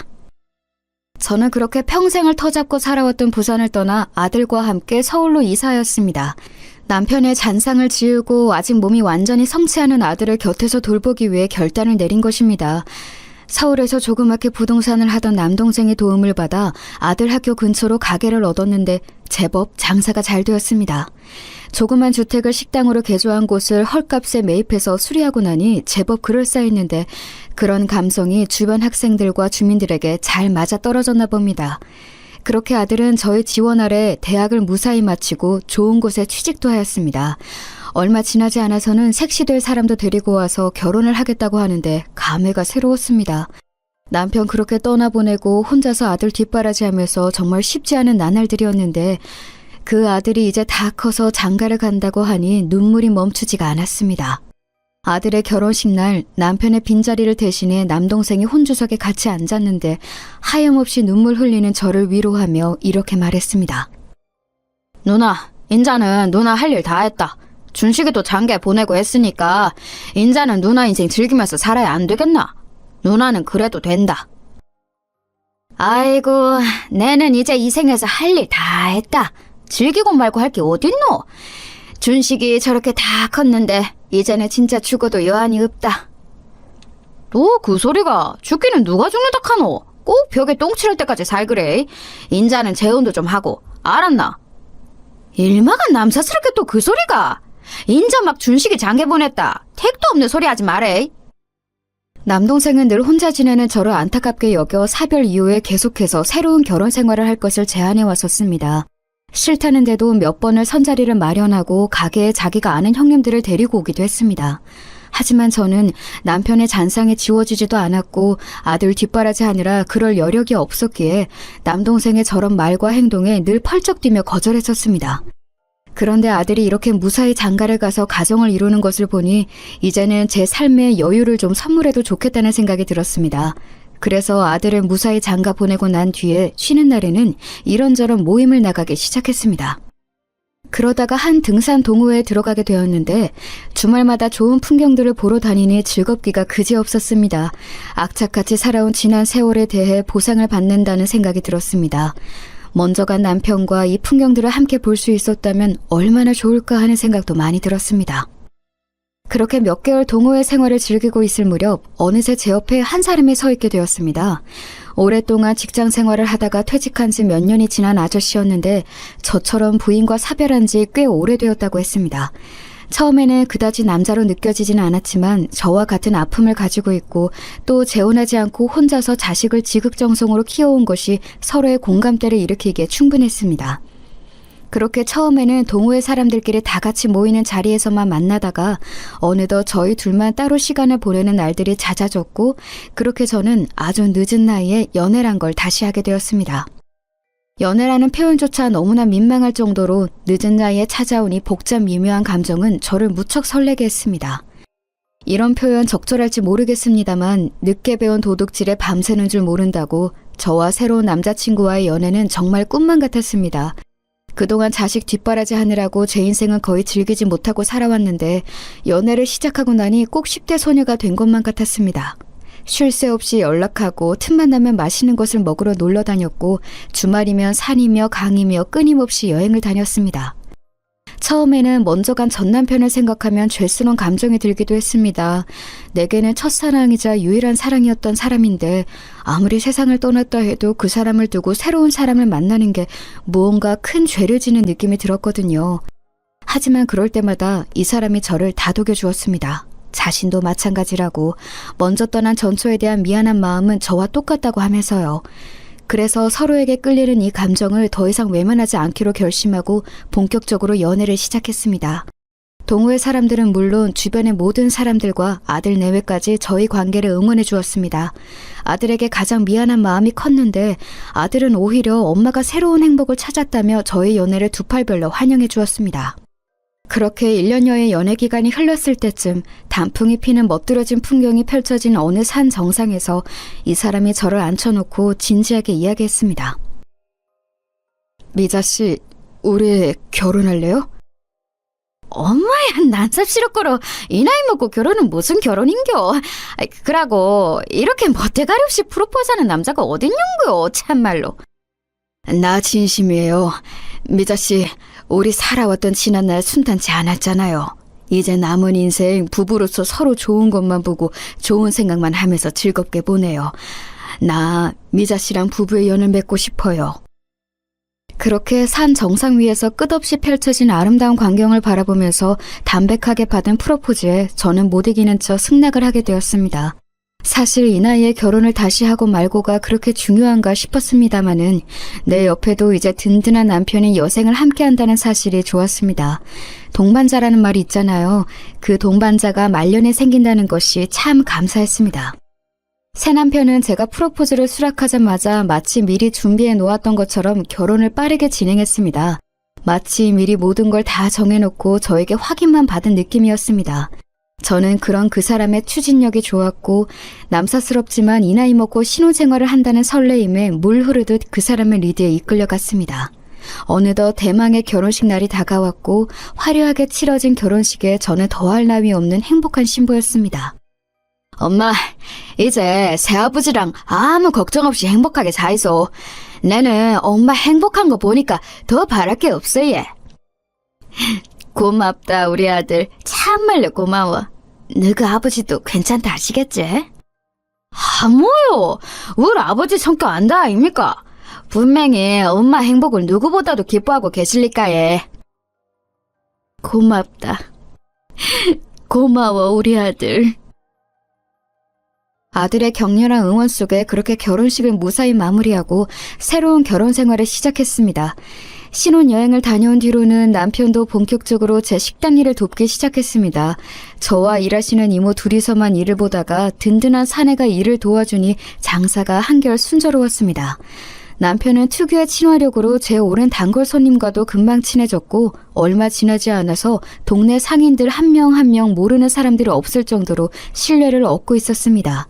하지만 세상은 정말로 제가 순조롭게 사는 것을 작정하고 방해하는 것 같았습니다. 그게 무슨 말이냐고요? 이처럼 행복한 결혼 생활을 보내고 있었던 어느 날 한 사건이 터지고 말았는데 지금도 생각하면 손이 덜덜 떨릴 지경입니다.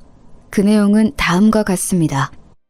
재혼하고 몇 달이 지났을 때쯤이었습니다. 남편은 친구들을 불러 집들이 자리를 거하게 마련했었는데 남편과 어릴 적부터 친구들이라는 사람들이 와서 신나게 놀아제꼈습니다.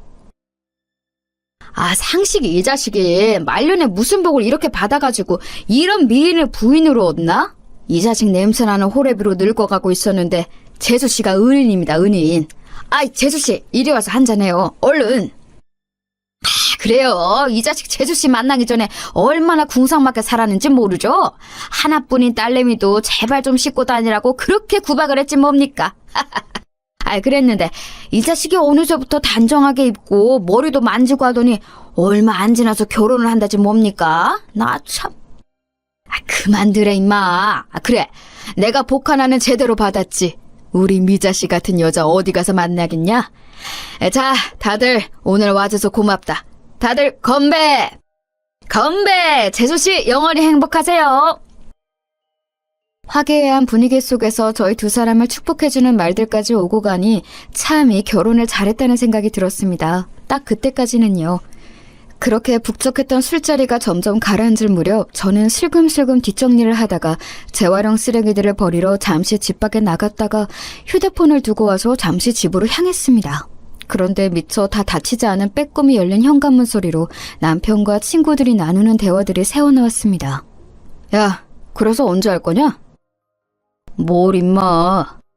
뭐긴 새끼야. 언제 제주시 가게 명의 이전할 거냐고. 너 임마 애초에 이 결혼 그 목적으로 한 거 아니야. 야야 임마, 그게 무슨 소리야? 성식이 이 자식 또 뭔 일 꾸미는구나. 야 조용히 해 새끼야. 마누라 도루할 때 됐어. 야 이 새끼, 이 결혼 왜 했는지 아냐? 저 아줌마 가게 그 동네 이제 곧 다 재개발되잖아. 그거 지 명의로 바꾼 다음에 재개발 보상받고 홀라당 지가 다 먹으려고 하고 있잖아. 그렇게 저 아줌마 돈 다 빨아먹고 또 버릴 거래. 이 새끼네 집으로 걔 못 준다니까. 전처도 그렇게 이혼했지 아마? 이 자식이 얼마나 철저하게 판을 깔았는지 전처는 보상도 제대로 못 받고 화병 걸려서 죽었잖아. 아, 나 이 새끼 어쩐지 뜬금없이 결혼한다고 할 때부터 알아봤다. 야, 잘 되면 한턱 쏴라. 저는 너무나 깜짝 놀라 손이 덜덜 떨리고 심장이 철렁 내려앉았습니다. 그 자리에서 손에 든 물건을 놓칠 뻔했는데 그랬다간 제가 밖에서 다 듣고 있는 것을 들킬까봐 겨우 다시 붙잡았습니다. 저는 불이 나게 그 자리를 도망가서 분리수거 해놓는 한켠에서 손을 덜덜덜 떨며 쪼그려 앉아 하염없이 울었습니다. 세상 천사 같고 젠틀하던 남편이 이렇게 세상 인간 말종인 인간이었다니. 그리고 그걸 아무렇지도 않게 거들고 좋아서 낄낄거리는 친구들까지. 정말 그들의 현관문을 닫고 모조리 불살라버리고 싶었습니다. 그렇게 쓰레기를 버리고 온 척 들어와서도 마음이 진정이 안 돼서 표정이 굳어있는데 눈치 없는 남편 친구들이 한마디씩 보탰습니다. 아이고, 야, 재수씨 피곤하신가 보다. 저희가 너무 늦게까지 떠들고 놀았죠? 야야, 우리 이제 다 가자. 재수씨랑 성식이랑 또 뜨거운 밤 보내게 우리가 비켜줘야지. 제 속을 아는지 모르는지 짓궂은 장난을 치면서 남편 친구들은 그렇게 자리를 파했고 저는 일단 아무렇지 않은 척 아무것도 모르는 척 며칠을 지냈습니다. 하지만 사람 마음이 한번 상처를 받고 나니까 온전할 수가 없었습니다. 며칠을 식음을 전폐하고 점점 수척해만 갔습니다. 여보, 요새 무슨 일 있어? 왜 이렇게 안색이 안 좋아? 아니, 그냥 별일 아니라 얘. 신경 쓰지 마이소. 그래, 그렇담 다행이고. 그나저나 저번에 말했던 거 있잖아. 그 명의 이전 해주는 거. 사실 남편은 그전부터 계속 제 가게 건물 명의를 자신에게로 이전해달라고 했습니다. 자기가 새로운 사업을 구상하는데 건물을 담보로 대출을 받고 싶다는 이유에서였습니다. 제가 이렇게 삐쩍 말라가는데 끝까지 저를 등쳐먹을 생각만 하는 남편의 모습에 치가 떨렸지만 그쯤 되니 저는 자포자기하는 심정이었습니다. 미운 놈 떡 하나 주는 심정으로 명의도 다 넘겨주고 다 뺏기고 고향에 내려가서 조용히 남은 생을 살다 가야지 하는 생각밖에 없었습니다. 그래도 말년에 선물 같은 연애 감정 심어준 사람이고 사랑했던 사람이니까요. 그라입시다. 어차피 부부인데 누구 명의가 뭐가 중요합니까? 등기랑 이런 거 남동생한테 물어봐가 며칠 내로 해드릴게 예. 고마워 여보. 내가 사업 대박나면 그거 당신 다 가져. 저를 향한 잔인한 앞날이 뻔히 예견된 짓을 저는 그만 저지르고 말았습니다. 저조차도 저 스스로를 이해할 수 없었습니다. 평생을 갖고 온 내 가게 건물이 그렇게 통째로 남편의 명의로 넘어갔습니다. 저는 이제 사람도 싫고 사랑도 싫고 될 대로 되라 하는 심정이었습니다. 예견된 저의 잔인한 미래는 생각보다 빨리 찾아왔습니다. 남편은 제게 명의를 넘겨받자마자 무언가 분주히 움직이기 시작했습니다. 그러더니 갑자기 뜬금없이 해외 출장을 다녀온다고 했습니다. 새로 시작하는 사업 때문에 시장 분석 차원에서 동남아를 간다나요? 그러면서 자기 출장 가 있는 동안 가게 인테리어를 새로 하려고 하니 며칠만 가게를 쉬자고 했습니다. 드디어 올 것이 왔구나 하는 생각이 들었습니다. 내막을 미리 알고 있던 저는 동남아 출장은 핑계고 가게의 새로운 인테리어도 거짓말이고 제가 며칠간 인테리어를 빌미로 가게를 비우는 사이 가게 건물을 팔아버리고 그 돈을 가지고 해외로 도망갈 생각이었던 것 같습니다. 그래, 그렇게라도 나 벗겨먹고 어디 아무도 찾지 않는 곳에서 영원히 행복하게 잘 사이소. 내 마지막 선물입니다. 저는 눈물을 머금고 그래도 사랑했던 사람을 위해 마지막으로 아무것도 모르는 척 저를 희생하기로 했습니다. 세상 천지에 남편이 자기한테 사기치려고 하는 수작이 빤히 보이는데 그걸 그대로 다 입에 떠먹여주는 저 같은 호구가 또 있을까요? 그렇게 남편 말대로 가게를 비워주고 모든 것을 포기하고 있을 때쯤이었습니다. 그 며칠 사이 남편이 아마도 가게를 몰래 팔아먹었겠죠. 며칠이 지나자 남편은 짐을 한껏 챙겨서 현관문을 나섰습니다. 여보, 미자씨, 나 이번 출장 갔다 오면 진짜 본격적으로 사업 시작해서 당신 남은 인생 꽃가마마 태워줄게. 기대하라고. 그라이소, 네, 당신 믿습니다. 무사히 잘 다녀오이소. 저는 모든 것을 다 알고 있었지만 마지막으로 축복의 말과 함께 남편을 보내주려고 했습니다. 그런데 그때 갑자기 현관문 벨이 울렸습니다. 이 시간에 누구지? 누구세요? 남편이 의아해하며 현관문을 열었습니다. 성북경찰서에서 나왔습니다. 박성식 씨 계시죠? 네? 네, 제가 박성식인데요. 무슨 일이시죠? 박성식, 너를 사기죄로 체포한다. 묵비권을 행사할 수 있으며 변호사를 선임할 권리가 있다. 법정에서 하는 모든 증언은 불리하게 작용할 수 있다.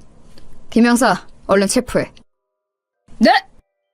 아니 뭐야, 당신들 뭔데 나를 체포해? 이거 안다! 놓으라고! 갑작스레 들이닥친 형사와 체포되는 남편, 이게 도대체 무슨 상황일까요? 저는 그런 남편을 향해 말했습니다. 박성식 씨, 이제 알겠는겨. 당신 속은 깁니다. 내 등쳐먹고 해외로 튈 생각했지. 택도 없는 소리라 얘. 이제는 깜빵에서 오랫동안 차박해 사이소. 아마 전부인 사건까지 포함해서 수사받게 될 기라 얘. 형 다 살고 나오면 이미 세상 등질 때 다 됐겠네 얘. 이게 갑자기 무슨 황당한 시츄에이션이냐고요? 여러분도 많이 놀라셨나요? 네, 사실 제가 그동안 아무것도 모르는 척 남편에게 명의도 넘겨주고 했던 것은 다 남편에게 복수하고 남편을 처벌하기 위해서 벌인 쏘였습니다. 세상 어느 바보 같은 사람이 자기한테 사기칠 거 뻔히 아는데 그냥 넘어가 주겠어요. 제가 눈 뜨면 코 베어간다는 서울에서 산전수전 다 겪은 여자입니다.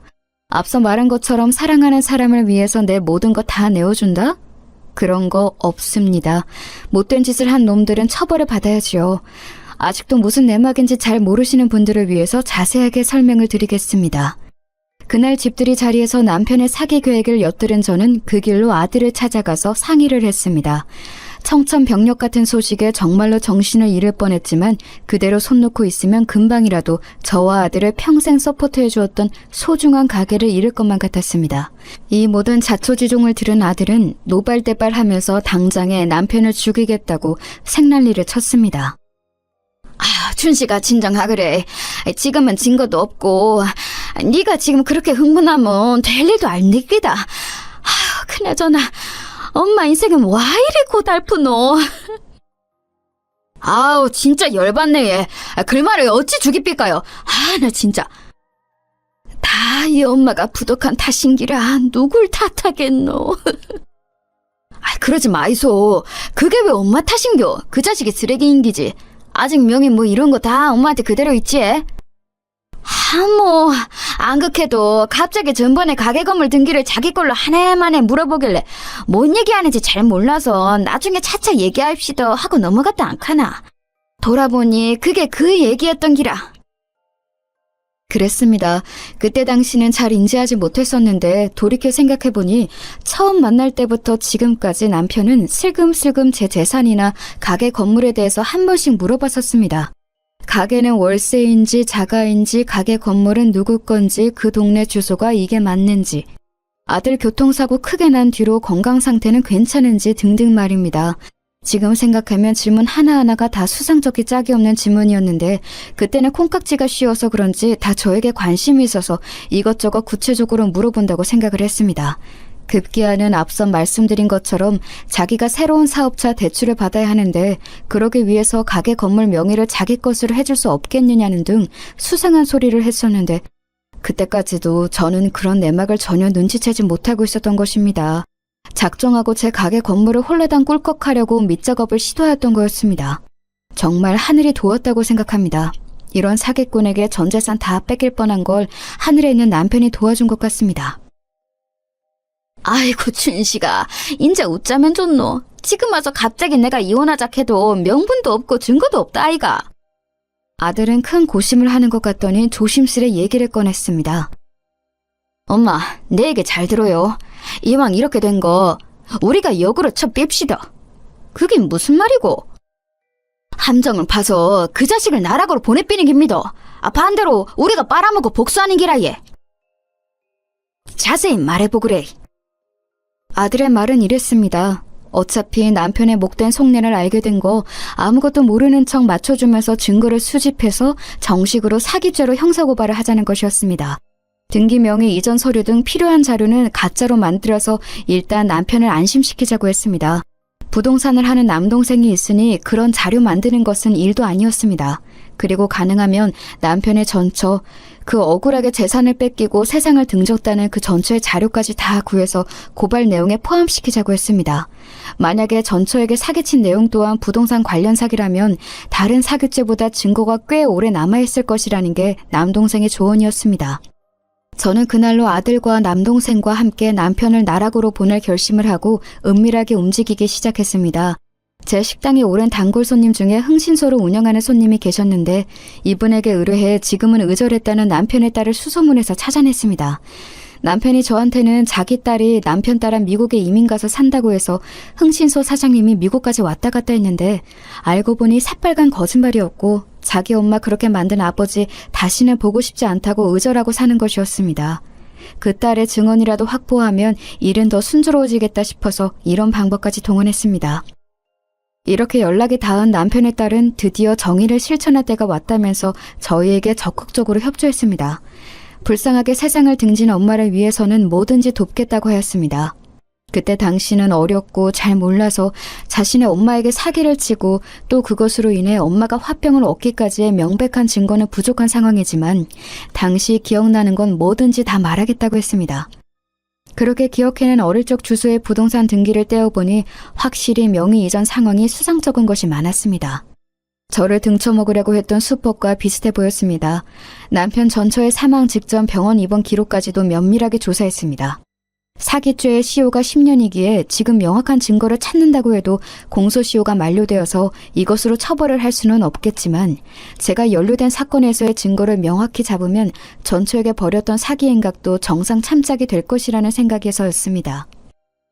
다음은 앞서 말한 것처럼 제 가게 건물 명의는 남편에게 넘기는 서류 작업이 필요했습니다. 물론 가짜로요.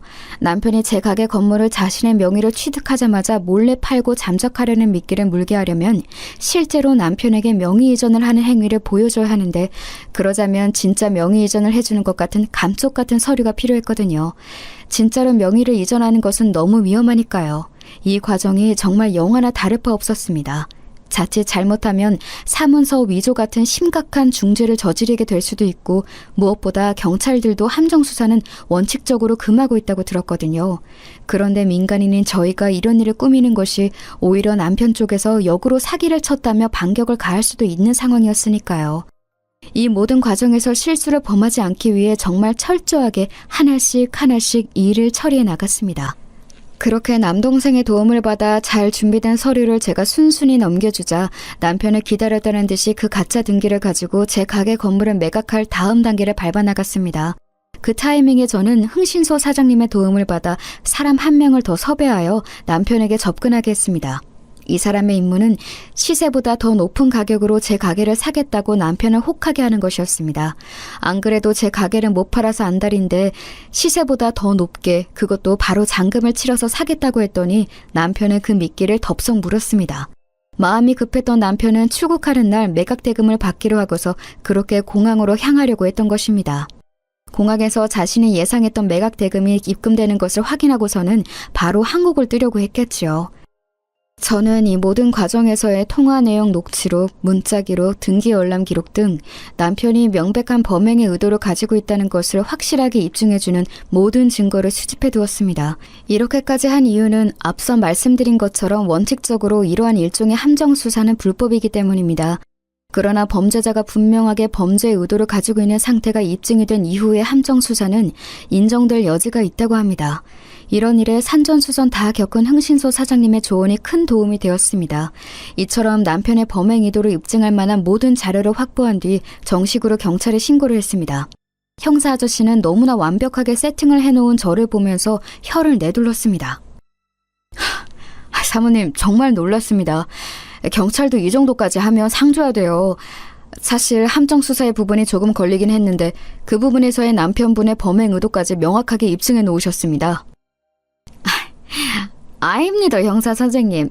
불쌍한 사람 등쳐먹는 사기꾼들은 싹 다 잡아쳐놔야 마땅하지. 더 필요한 게 있으면 말씀하이소. 적극 돕겠습니다. 이미 할 만큼 하셨습니다. 저희가 조금만 더 보완 수사를 한 뒤에 혐의가 명확하게 밝혀지면 바로 체포영장 신청하도록 하겠습니다. 협조해 주셔서 감사합니다. 여기에 더해 마지막으로 남편이 끄는 동남아의 티켓과 공항으로 나서는 행동까지 명백한 범행 의도로 참작이 되어 그 자리에서 체포할 수 있었던 것입니다. 남편을 붙잡혀서 끌려가는 와중에도 제게 저주를 퍼부었습니다. 너 이년, 내가 가만 안 둘 줄 알아. 니는 앞으로 오래 못 살 줄 알아. 두고 보자. 아이고, 두고 보자는 놈 하나도 안 무섭대. 잘 가거라. 저는 구속된 남편을 상대로 바로 이혼 소송을 신청했으며 거액의 위자료까지 청구했습니다. 유죄가 확정되면 징역살이는 물론 제게 위자료로 지급해야 할 돈까지 감옥에서 마련해야 하는 상황이 된 것입니다. 수사 과정에서 더욱 놀라웠던 것이 밝혀졌는데 저와 남편의 전처 말고 비슷한 피해자가 3명이나 더 있다는 것이었습니다. 저는 다행히 피해를 입기 전에 남편이 붙잡혔지만 전처를 포함한 나머지 3명은 재산과 정신적 피해 상태가 아주 심각했습니다. 재판의 과정은 아주 순조로웠습니다. 제가 남편의 명확한 범행 의도를 증거로 모두 수집해 놓았기 때문에 모든 혐의가 입증되었습니다. 그렇게 남편은 징역 10년이라는 중형을 받게 되었습니다. 이쯤 되면 전 남편이 10년 후 출소해서 저에게 복수하면 어떡하지 걱정하는 분들이 많으실 겁니다. 사실 저와 아들도 그 부분을 걱정하지 않은 것은 아닙니다. 하지만 이 부분 역시 하늘이 도왔다고 생각합니다. 이게 무슨 얘기인지 계속 설명드릴게요. 그렇게 남편이 무거운 형벌을 받고 10여 년의 세월이 지났을 무렵 그날도 마감 시간이 되어서 식당을 정리하고 있었습니다. 그때 누군가 식당 문을 열고 들어서는데 웬 젊은 사람이 휠체어에 탄 노인을 한 명 데리고 들어섰습니다. 휠체어에 탄 노인은 한쪽 손을 덜덜 떨고 있었습니다. 휠체어로 부축하고 온 사람이 제게 말했습니다. 안녕하세요. 지금 식사 되죠? 저는 요양사인데 제 담당 환자 할아버지가 오늘 꼭 여기를 와보고 싶다고 계속 말씀하셔서요. 말도 잘 못하시고 말도 잘 못 알아들으시는데 오늘은 꼭 여기를 와야겠다고 하셨어요. 늦은 시간에 죄송합니다. 요양사가 그렇게 말하려는 찰나 그 초라한 노인을 자세히 보니까 다름 아닌 10년 전에 감방에 갔던 남편이 아니겠어요? 아니, 당신이 여기 어떻게... 아니, 두 분 아시는 사이세요? 어쩐지 여기를 꼭 와야겠다고 하실 때부터 짐작은 했습니다만 그런데 할아버지가 상태가 많이 안 좋으세요. 알아는 보시겠어요? 알다마다요. 참네. 당신이 여가 어디라고입니까? 양심도 없습니까? 휠체어에 몸을 의지한 채 폐인이나 다름없는 상태로 손을 덜덜 떨며 앉아있던 남편은 흐릿한 눈으로 저를 올려다보며 말했습니다. 입도 제대로 움직여지지 않아 우물우물 말하는데 겨우 알아들을 수 있었습니다. 왜 그랬어?